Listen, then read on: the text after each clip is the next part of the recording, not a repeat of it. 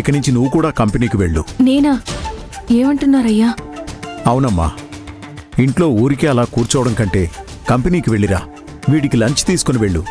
అలాగే అక్కడ ఏం జరుగుతుందో చూడు, అన్నింటినీ తెలుసుకో. అవన్నీ తెలుసుకుని నేనేం చేస్తానయ్యా? ఎలాగో 6 నెలల్లో నేను ఊరెళ్ళిపోతాను కదా. ఓ, మళ్ళీ స్టార్ట్ చేసావా? సరే, ముందు పదండి, దర్శనం చేసుకుందాం. అవునవును, పదండి పదండి.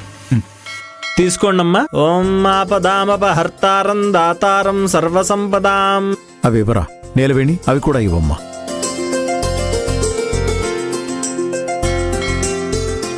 పేరు చెప్పండి. ఎవరి పేరు మీద అర్చన చేయాలి? తారక్. గోత్రం?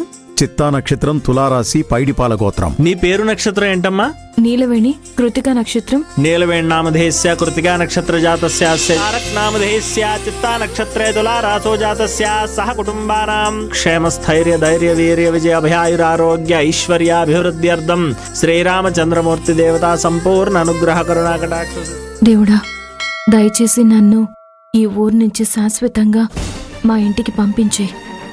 ఇంతకు మించి నేను నిన్నింకేమీ కోరుకోను. నేనొక సాధారణమైన అమ్మాయిని. నాకు ఈ కోటీశ్వరులిల్లు, ఈ జీవితం ఏమీ వద్దు. నేను నా చెల్లెళ్ళని చూడాలి, మా ఇంటికి వెళ్ళాలి, అంతే. శ్రీరామచంద్ర పరబ్రహ్మణే నమో నమః. అర్చనం కరిష్యే. ఓం యోపాం పుష్పం వేద పుష్పవాన్ ప్రజావాన్ పశుమాన్ భవతి.